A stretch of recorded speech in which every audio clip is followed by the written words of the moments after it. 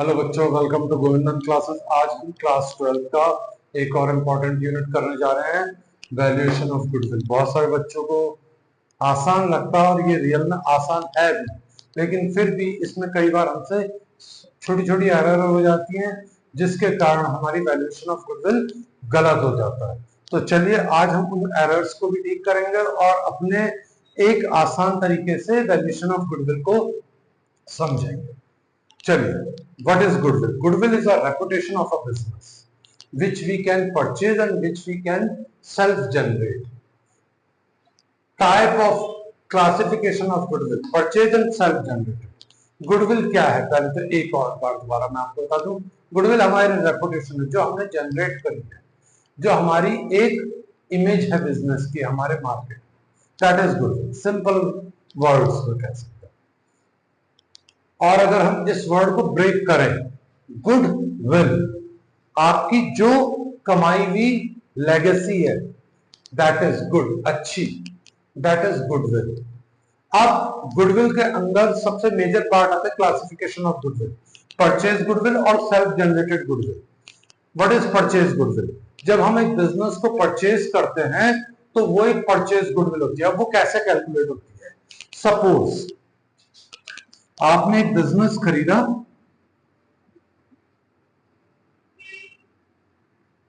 जिसकी total assets थी 9 लाख की, और उसी में उसकी लायबिलिटी थी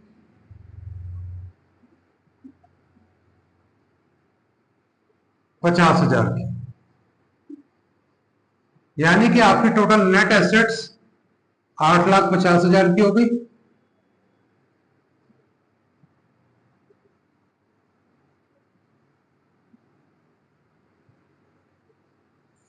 अब आप इस 8,50,000 के लिए कितना पे कर रहे हैं?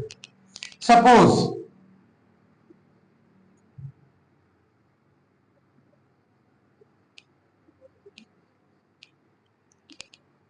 वैल्यू जो आपने पे करी 10 लाख, तो यानी कि आपने कितना एक्स्ट्रा पे करा? 1,50,000, दैट इज गुडविल। ये है गुडविल, परचेज गुडविल। और ये बिजनेस के लिए एक क्या है? एसेट। अब यहां पर सेल्फ जनरेटेड गुडविल क्या है? जो हमने खुद अर्न करी, अपने बिजनेस को स्टैब्लिश करा मार्केट में, और हम वैल्यू कर रहे हैं अपने बिजनेस की। आज की डेट में अगर हम इसको सेल करते हैं तो हमारे बिजनेस की क्या वैल्यू होगी? That is self generated goodwill. और ऐसी गुडविल को हम कभी भी अपनी बैलेंस शीट में नहीं दिखाते। आई होप ये वाला पार्ट आपको क्लियर हो गया होगा। अब बात करते हैं हम वैल्यूएशन ऑफ गुडविल के मेथड्स की। वहां पर 4 मेथड्स हैं। पहला मेथड है एवरेज प्रॉफिट मेथड, दूसरा है वेटेड एवरेज प्रॉफिट मेथड, तीसरा है सुपर प्रॉफिट मेथड, और चौथा है कैपिटलाइजेशन ऑफ प्रॉफिट मेथड। अभी मैं आपको पहले शुरुआत करवाऊंगा एवरेज प्रॉफिट मेथड से। उसका फॉर्मूला, जो उसकी फॉर्मूले की कैलकुलेशन है वो समझाऊंगा। उसके बाद आपको कुछ क्वेश्चन करके दिखाऊंगा। चलिए स्टार्ट करते हैं। तब तक आप इसको कॉपी कर सकते हैं।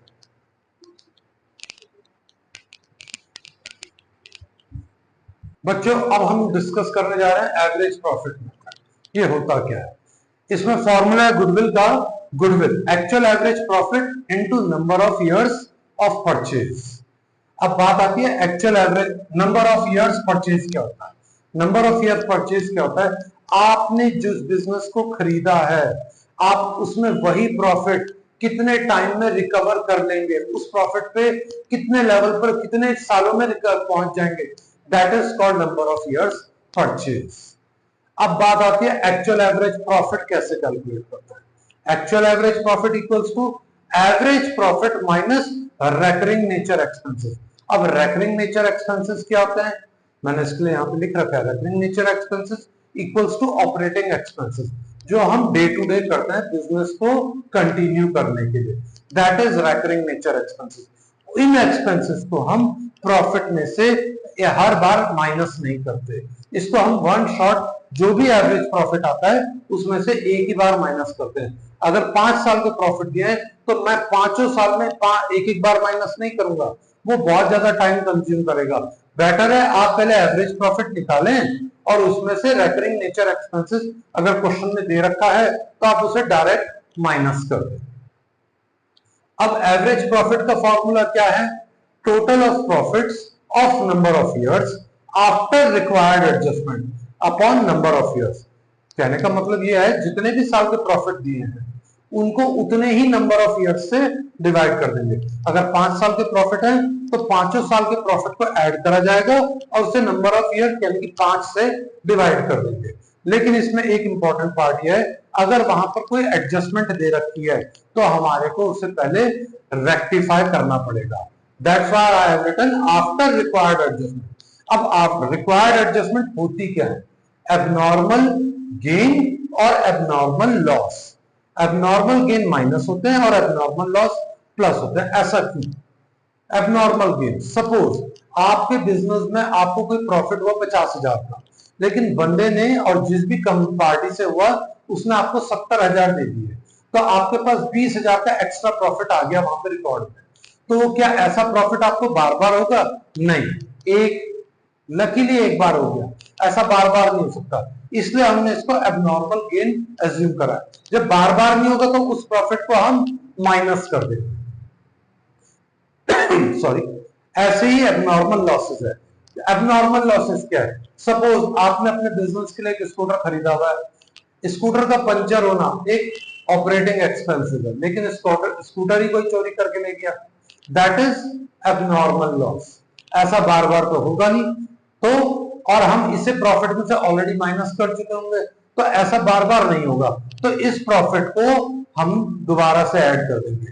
क्यों करेंगे? क्योंकि हमारे को नॉर्मल प्रॉफिट पता लगाना है। अगर ये सब ना होता, स्मूथ कोर्स ऑफ बिजनेस में हमारा प्रॉफिट क्या रहता, इस कारण हमें एबनॉर्मल गेन माइनस करना पड़ता है और एबनॉर्मल लॉस ऐड करना पड़ता है। आई होप ये वाला पार्ट आपको क्लियर हो गया होगा। अब हम इसका एक क्वेश्चन करते हैं। यस बच्चों, अब हम एक क्वेश्चन करते हैं एवरेज प्रॉफिट मेथड पे। इसमें हमने 3-4 अच्छी एडजस्टमेंट रखी है ताकि वो आपको हेल्प कर सके किसी भी क्वेश्चन में कि हम उसे कैसे सॉल्व करेंगे। क्वेश्चन ये है, profit for the of the last 5 years. ये मैंने ईयर्स लिख दिए हैं और ये मैंने उनका प्रॉफिट किया। इसमें एक ईयर में हमें लॉस हुआ है। Calculate goodwill of the firm on the basis of 3 years purchase of average profit of last 5 years. On 1st January 2016, goods lost by fire rupees 3 lakh and claim received rupees 70,000.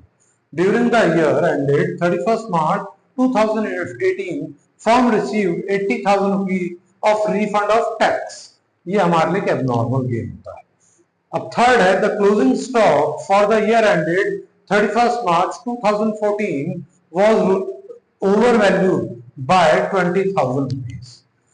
और fourth one है, on 1st April 2016 computers costing rupees 1 lakh were purchased and wrongly debited to traveling expenses account. Depreciation on computers were to be charged at the rate of 20% per annum on WDV method. WDV यानी कि reducing balance method. अब इस question को कैसे solve करना, ये start करते हैं। पहले तो यहां पे लिखेंगे हम पर्टिकुलर और यहां पे लिखे जाएंगे ईयर्स। सॉरी, यहां पर आप ईयर्स को इस तरीके से कर लीजिए। 5 साल के लिए 5 लाइन लिखेंगे।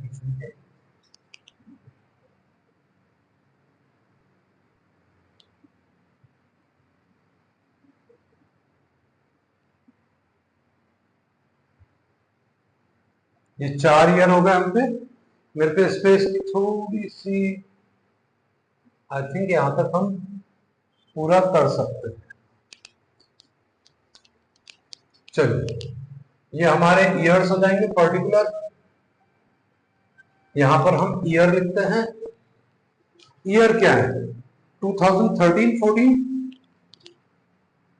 तो ये लीजिए जी 2013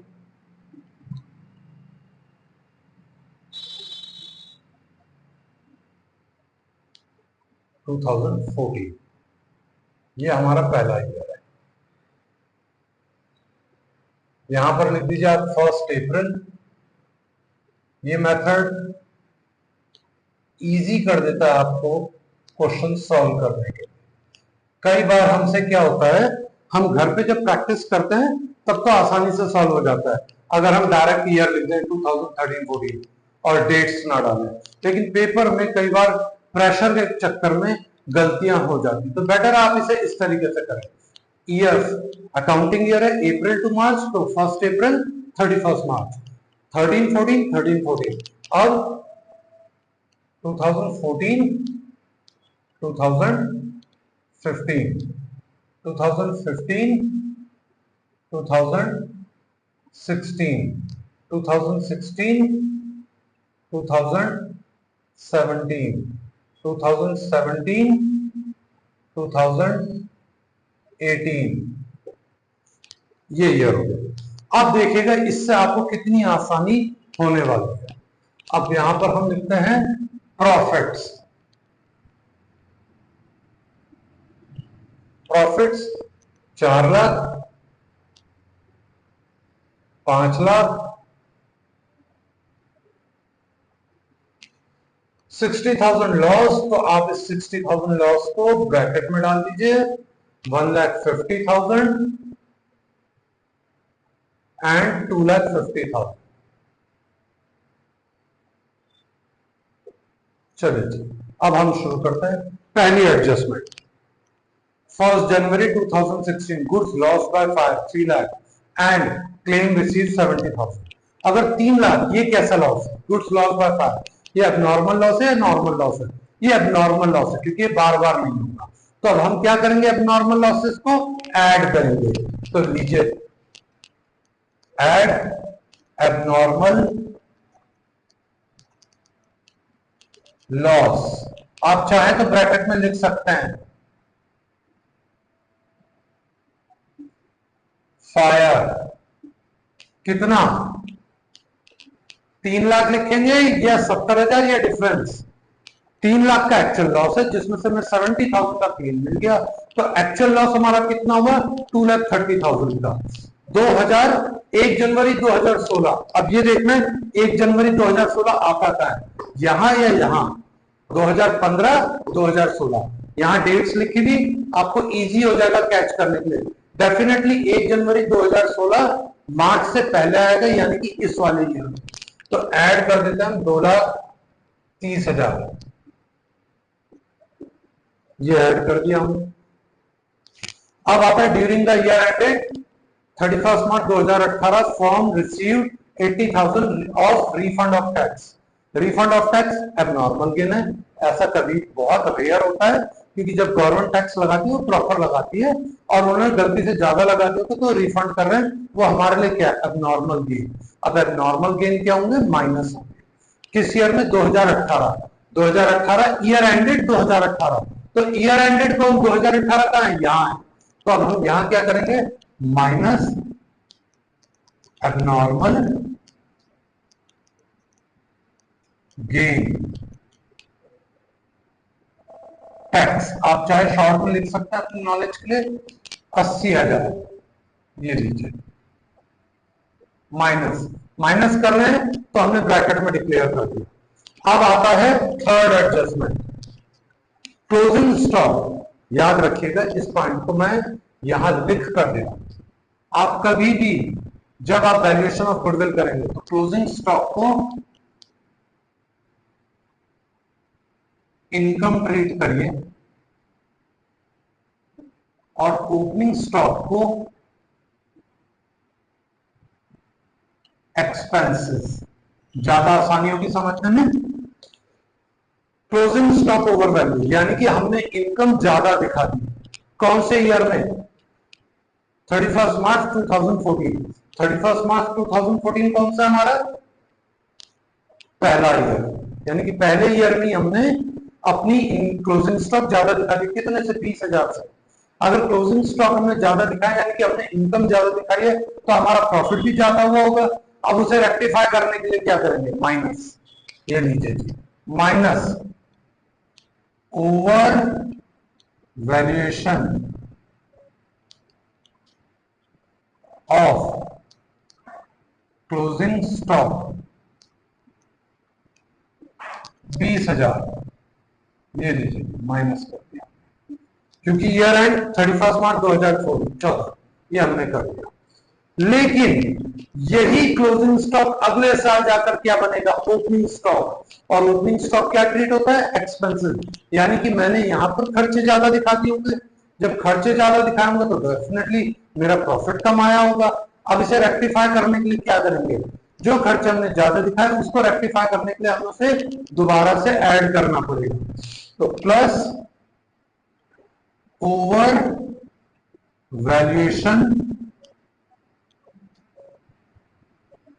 of opening stock, same value 20,000, sorry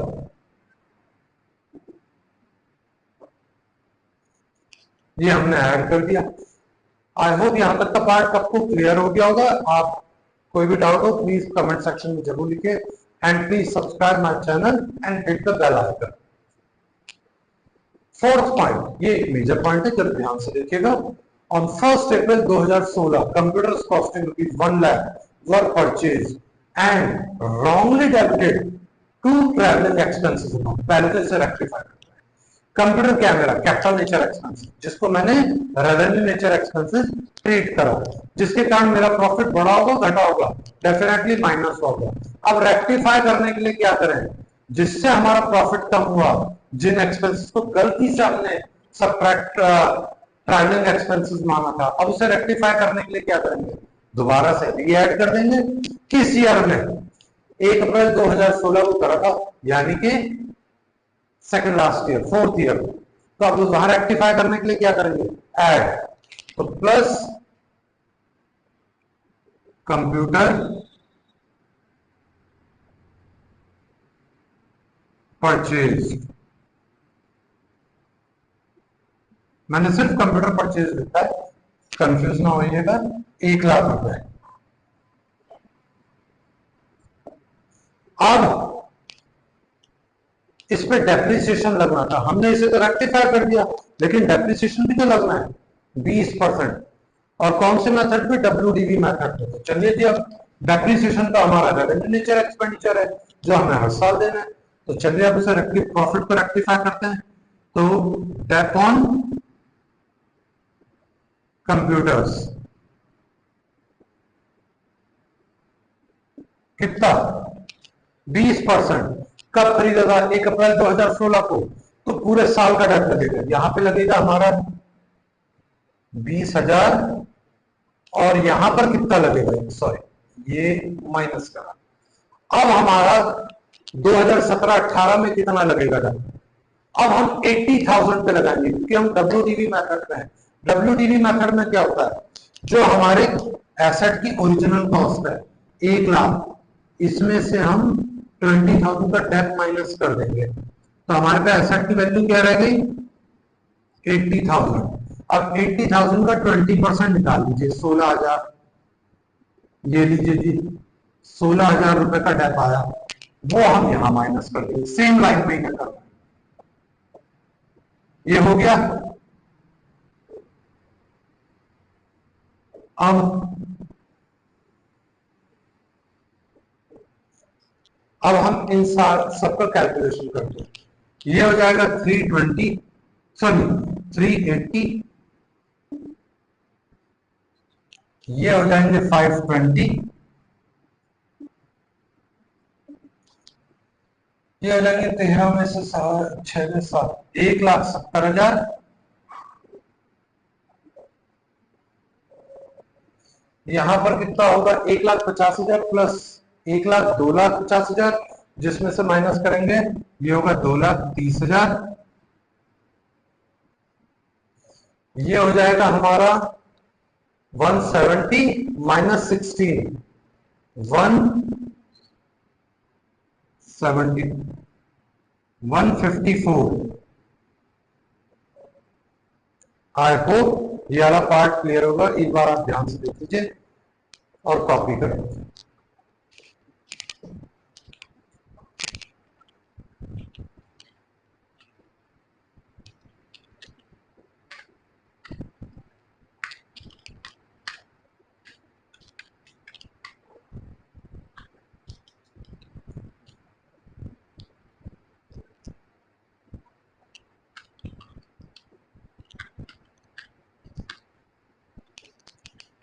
I hope यहां तक का पार्ट आपको प्रॉपर क्लियर हो गया होगा।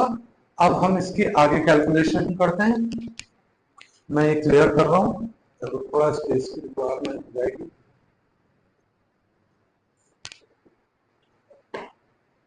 अब हम एवरेज प्रॉफिट निकालते हैं।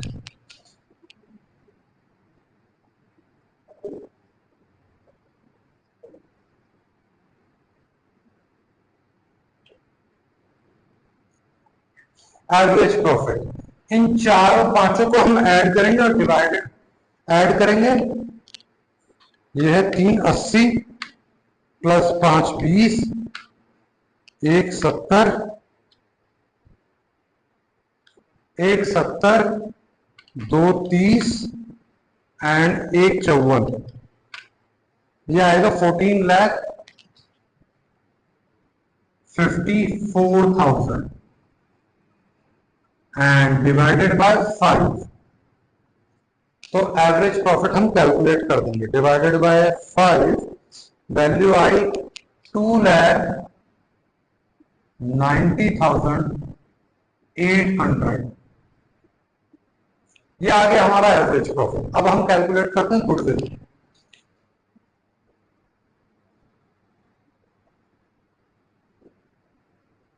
$2,90,800 multiply number of year purchase कितना था 3। तो अब हम इसे 3 से मल्टीप्लाई करेंगे, जो हमारी गुडविल आ जाएगी इंटू 3। ये आएगा 8,72,400।